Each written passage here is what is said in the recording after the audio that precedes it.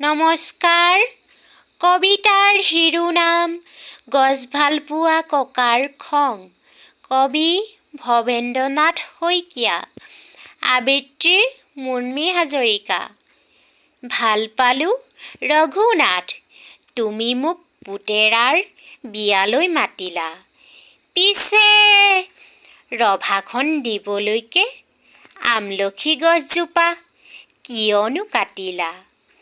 আলহী অতিথি যাব, ৰভা নাইকিয়া হ'ব, বোৱাৰীয়ে ঘৰখন দিবহি পুৰাই। পিছে কোৱাচোন ৰঘুনাথ, আমলখি গছজোপা সহজতে পাবানে ঘূৰাই?